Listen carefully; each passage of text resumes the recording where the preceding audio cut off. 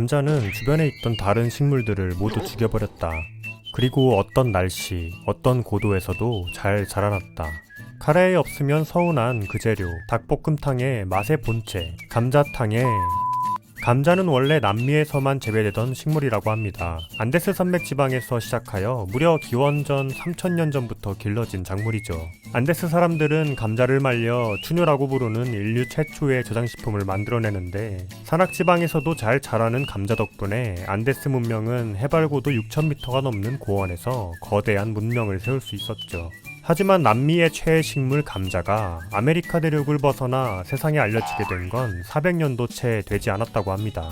대항해 시대에 스페인의 탐험가들이 남미에서 감자를 가져와 세상에 소개하면서 감자의 새로운 역사가 시작됩니다. 하지만 유럽으로 건너온 뉴페이스 감자는 사람들에게 괴짜 취급을 받게 됩니다. 당시엔 더러운 바닥을 기는 동물은 천한 음식이라 생각했고 반대로 푸른 하늘을 나는 새 요리는 귀하게 여겨 귀족들이 즐겨 먹었는데 충격적이게도 감자는 아예 땅속에서 자라는 작물이었던 것이죠. 게다가 당시 유럽 사람들에게 식물이라 함은 하나님께서 씨앗을 통해 번성하도록 창조하신 것이었는데 우리의 감자는 알맹이만 땅에 파묻으면 스스로 번식하였으니 그것도 아주 많이 번식하였으니 이를 본 정교회의 사제들이 감자를 성경에서도 찾아볼 수 없는 악마의 식물이라 부르기 시작합니다. 그래도 사람이 배가 고프면 뭐든지 먹는 법이죠. 땅에서 풍성풍성 자라는 감자를 본 유럽인들은 싹에 독이 있는 것도 모르고 싹난 감자까지 날로 씹어 먹었는데 먹을 땐 잘 먹었으나 결국 단체로 식중독에 걸리고 말죠. 이처럼 감자를 먹었더니 몸이 아파버린 것을 경험한 유럽 사람들은 감자가 정말 악마의 식물이라 믿기 시작하는데 급기야는 감자가 당시 유행하던 나병의 원인이고 먹으면 지옥에 간다는 흉흉한 소문까지 돌게 됩니다. 결국 유럽의 뉴페이스 감자는 악마의 식물이란 제목으로 종교 재판까지 받게 되죠. 감자는 하늘에 순리인 암수의 조화가 아닌 줄기 하나만으로 번식하는 죄를 지었다. 그렇게 감자는 재판에서 화형을 선고받고 사람들 앞에서 맛있는 냄새를 풍기며 불태워졌죠.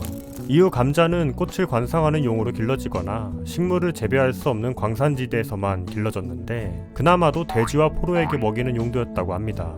하지만 외면받고 핍박받던 감자에게도 이미지를 바꿀 기회가 찾아오니 바로 유럽에 퍼진 대기근이었습니다. 온 유럽에 흉년이 들자 향후 감자 대왕, 감자 영웅으로 불리는 독일 프로이센 왕국의 프리드리히 2세는 군대를 동원해 감자를 대량 재배하였는데요. 왜 군대까지 동원했냐면 아무도 감자를 키우려고 하지 않았기 때문입니다. 프리드리히 2세는 콜베르크 지방에 심각한 기근을 구제하기 위해 마차 한 대를 가득 실은 감자를 보내는데 백성들은 불경한 감자를 씹는 것은커녕 만지는 것조차 거부했다고 합니다. 백성들은 개조차 안 먹는 걸 우리더러 심으라는 겁니까? 라고 상소문을 올렸다고 하죠. 이처럼 백성들이 굶주림과 강압조차 이겨내며 감자를 두려워하자 프리드리히 2세는 직접 매일 감자를 먹으며 감자가 안전하다는 것을 홍보했다고 합니다. 그렇게 왕까지 감자를 맛있게 먹는 모습에 배가 너무 고팠던 백성들도 하나둘 감자를 받아들이기 시작하는데 심었다 하면 대량으로 수확되는 감자 덕에 기근을 말끔히 해결했음을 물론이고 전투 식량이 풍족해진 프로이센은 오스트리아와의 7년 전쟁에서 승리하니 이 전쟁을 감자전쟁이라고 한답니다. 지금의 독일 프로이센이 이처럼 감자대왕, 감자영웅 프리드리히 2세의 노력으로 감자를 받아들였다면 프랑스는 감자 전도사 파르망티에의 노력으로 감자를 먹게 됩니다. 프랑스의 약학자 파르망티에는 감자 전쟁 중에 프로이센의 포로로 끌려가게 되는데요. 3년을 포로로 지내면서 소금도 없이 감자만 지급받게 되었는데도 아무런 건강 문제가 없었다고 합니다. 그렇게 감자의 엄청난 효능에 감탄한 파르망티에는 본국인 프랑스로 돌아와 감자 전도사를 자처하게 되는데 종교 집단의 반대를 무릅쓰고 감자는 무해하며 건강에 좋다는 주장을 설파하고 다니죠. 그렇게 대중과 종교의 질타를 받으면서도 감자 홍보에 열을 올리던 파르망티에는 감자가 빵값 폭등을 잡을 수 있다는 기적의 논리로 왕이었던 루이 16세를 설득하는 데 성공합니다. 이후 당대 패션의 선구자이자 프랑스의 왕비였던 앙투아네트가 감자의 꽃을 머리에 꽂고 다녔고 루이 16세는 머리에 꽂기는 창피했는지 셔츠에 감자꽃을 꽂고 다녔는데 이것이 유행이 되어 프랑스 귀족들은 감자꽃을 달고 다니게 됩니다. 하지만 루이 16세 부부의 홍보에도 불구하고 민중들은 여전히 감자를 멀리 했는데요. 이에 파르망티에는 기발한 방법으로 민중을 설득합니다. 파르망티에는 감자를 심은 밭에 훔쳐가지 마시오 라고 써놓은 뒤 근위병들이 감자밭을 감시하도록 했는데 일부러 훔쳐가게 만들기 위해서 낮에는 엄격하게 밤에는 느슨하게 감시했다고 합니다. 이 모습을 본 민중들은 감자가 근위병까지 세워가며 지킬 만큼 귀한 식물이라 생각하게 되는데요. 너도 나도 귀한 식물 감자를 마구 훔쳐가 심기 시작하면서 프랑스에서도 프로이센처럼 감자가 민중의 식량으로 받아들여지게 됩니다. 프랑스는 파르망티에의 공로를 인정해 파리에 파르망티에 역을 세웁니다. 한편 영국의 엘리자베스 1세 역시 기근이 계속되자 감자를 보급하기 위해 감자 파티를 열었는데요. 하지만 독이 있는 이파리와 함께 요리하는 바람에 뜻밖의 식중독 파티가 되면서 오히려 왕실이 몸소 감자의 악명을 증명한 셈이 되었다고 합니다.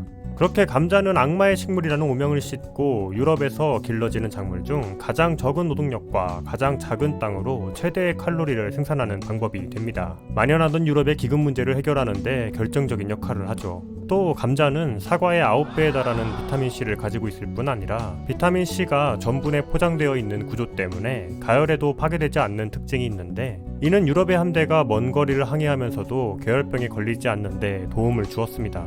다른 작물들과 달리 별다른 비료가 없이도 잘 자라고 추운 고산지대가 원산지인 만큼 춥고 척박한 땅에서 오히려 더 잘 자라고 더 맛있기까지 한 기적의 작물 감자. 감자는 남미에서 극동아시아까지 세계 곳곳의 인구를 폭발적으로 늘리게 됩니다. 덕분에 역사가들은 유럽이 세계를 지배하게 된 이유 중 하나로 감자를 꼽기도 하는데요. 감자의 단백질은 별로 많지 않지만 아주 질 좋은 단백질이기 때문에 우유나 계란 다음으로 완전식품이라 불리기도 한답니다. 하지만 완전식품이자 기적의 생장력을 가진 감자에도 한 가지 치명적인 약점이 있었습니다. 바로 스스로 번식하는 특성으로 인한 유전적 다양성의 결여였는데요. 이 약점으로 인한 한 가지 비극적인 역사가 있습니다. 바로 아일랜드의 대기근이죠. 아일랜드는 유럽에서 가장 먼저 감자를 받아들인 나라였는데 영국의 수탈에 시달리며 기근이 가장 빨리 시작되었기 때문입니다. 영국의 경제학자 애덤 스미스는 아일랜드 사람들은 다른 음식을 전혀 먹지 않는데도 건강하다고 말하기도 하였죠. 그렇게 감자를 받아들인 아일랜드의 인구는 200년 만에 무려 5배가 넘게 불어나게 됩니다.